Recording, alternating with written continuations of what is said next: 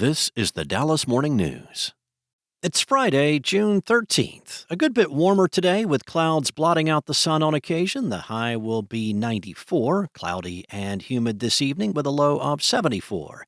That will be the story for Saturday and Sunday as well, with highs in the mid-90s and overnight lows in the mid-70s with slight chances for some rain both days.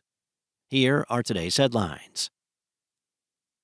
A woman who said she was sexually abused as a child by Gateway Church founder Robert Morris has sued him and the church, alleging she was defamed by statements categorizing the abuse as an inappropriate relationship.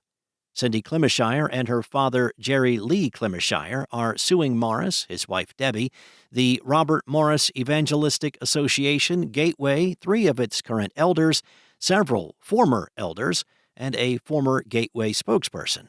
According to a news release from the law firm representing the Clemishires, the suit was filed in Dallas County District Court and seeks civil damages in excess of $1 million. The suit alleges Clemishire and her family were defamed by a past statement made by Morris, in which he referred to Clemishire as a young lady.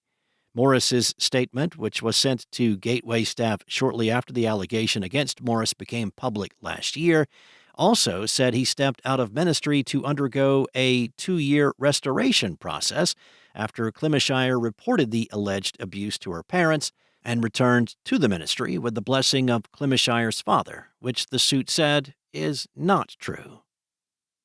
In other news, developer Ruel Hamilton, who was convicted in 2021 for paying 2 Dallas City Council members to advance his housing projects, was acquitted on all federal counts Thursday.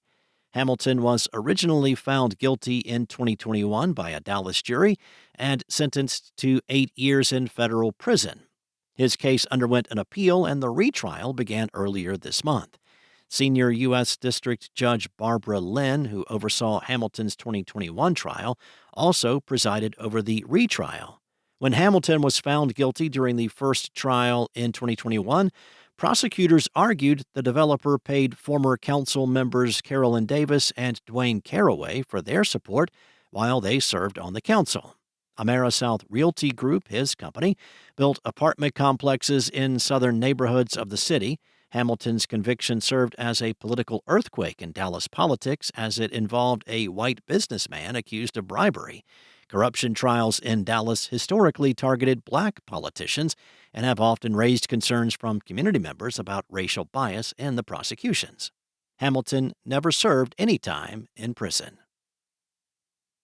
Next up, Governor Greg Abbott announced Thursday that he deployed over 2,000 troopers from the Texas Department of Public Safety and more than 5,000 Texas National Guard soldiers across the state ahead of the planned protests on Saturday.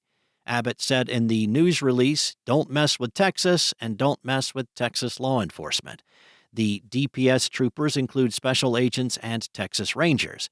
They have been deployed to respond to potential criminal or violent activities at the protest, in addition to thousands of troopers already stationed throughout the state.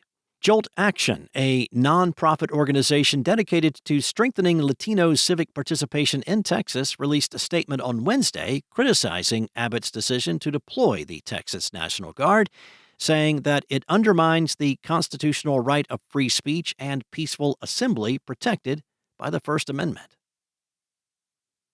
And Garland dad Greg Artkop was sitting at Smokey Joe's barbecue in southern Dallas recently. It was his first stop on a quest to eat at Texas's 50 best barbecue joints. It's a meaty journey that could take him up to 15,000 miles across the state within a year. Artkop has made it his mission to spend weekends away from his full-time job, instead eating peppery brisket and cheese-laced sausage in tiny Texas towns. His rubric is Texas Monthly's list of top 50 barbecue joints released every 4 years. He totes a pocket-sized passport to all 50 spots and gets a stamp at the checkout line at each restaurant. Texas Monthly released its latest list earlier this month. It will be the 3rd time Artkop has trekked to all 50 on the list. This pastime demands some patience, though. The father of 3 actually wrote a children's book, Baby's First Barbecue, while waiting 15 hours in line at Snow's in Lexington. Thanks for listening. For more on today's stories and the latest breaking news, visit dallasnews.com. Enjoy your weekend, and I'll be back on Monday with more from the Dallas Morning News.